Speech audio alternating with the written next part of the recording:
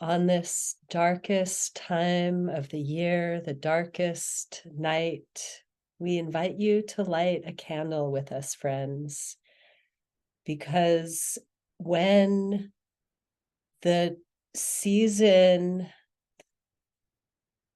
When grows, this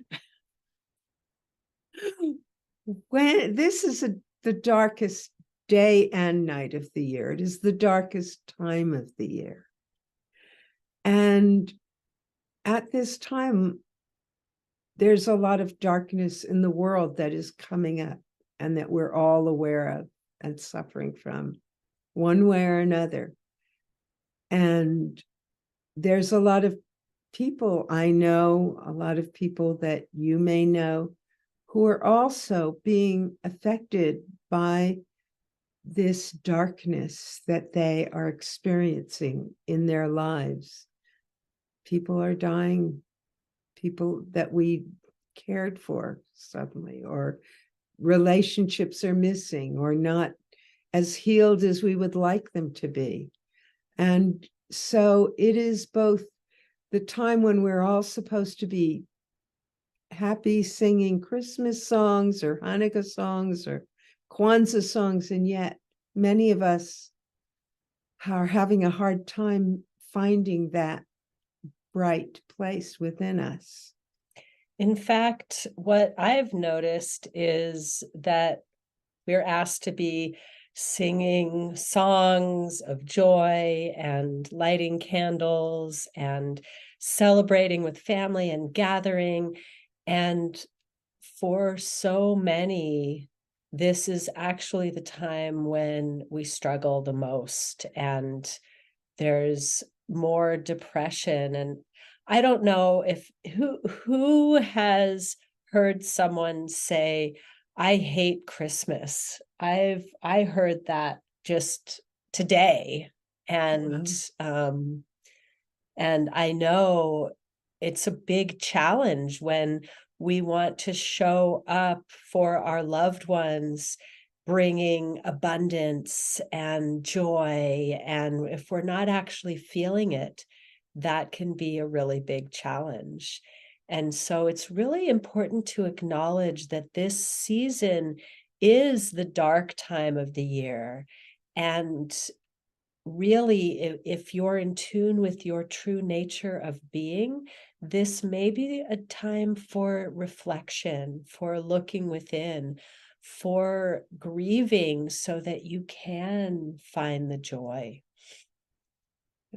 For that, I've written a poem for this particular month, and it's called Month of Grief and Joy.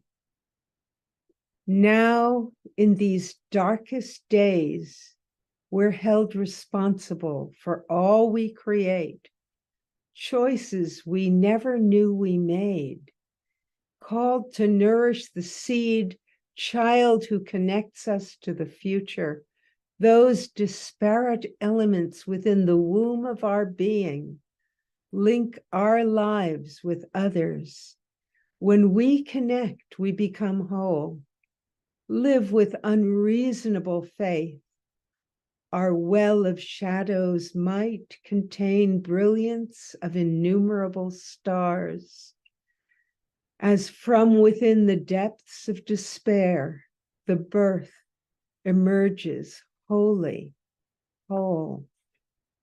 And when I just read that, I was recalling being in another new moon gathering last night where we all became aware that well, not all of us, but several of us came aware of how in some ways there are pieces of our family that were shattered, of disagreements that we couldn't see mended, and people we loved that weren't talking to each other anymore. And all of these things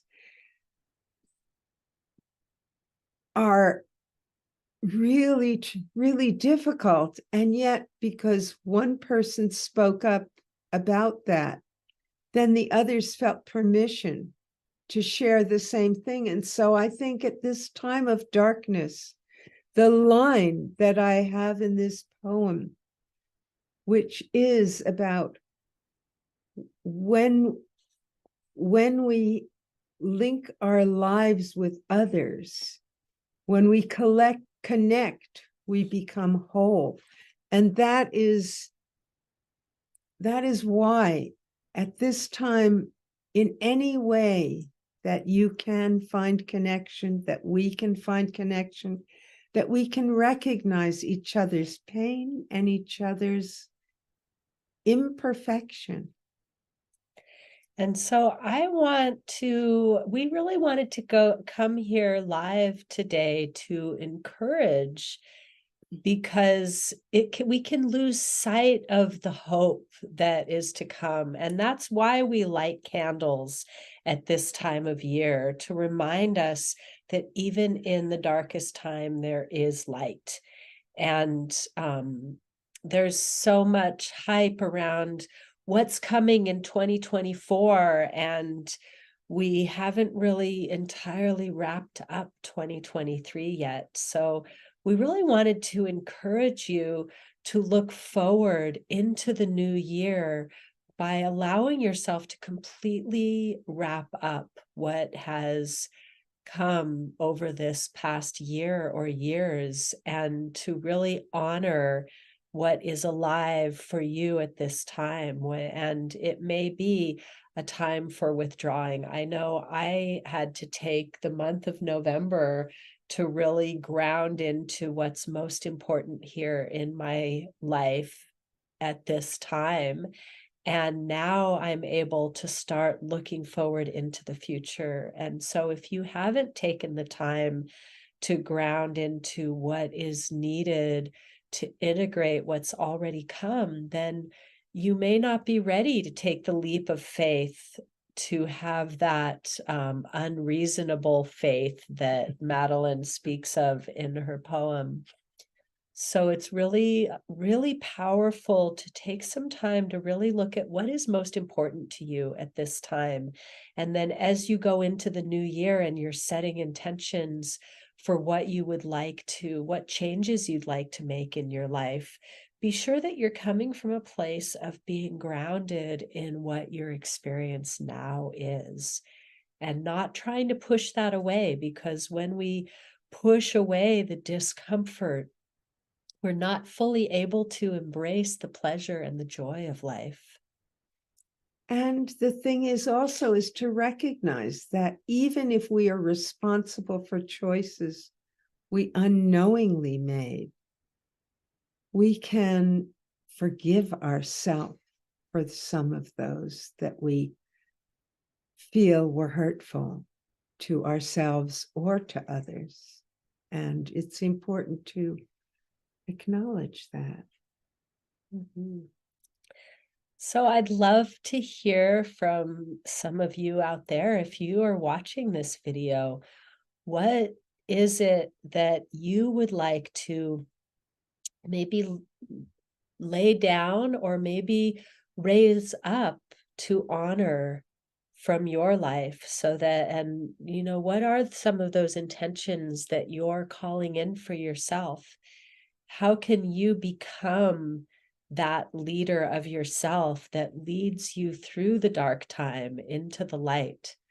We're really here to lead by example. Becoming our own best leader allows you to show up as your best leader, and together in community, we can really co-create the world that we want to live in, and not feel like we're at the mercy of world leaders who don't have the same values that we have. Right. Yeah. And as I have in my poem, live with unreasonable faith that our well of shadows might contain brilliance of innumerable stars. And I feel like that's something that is true of everyone.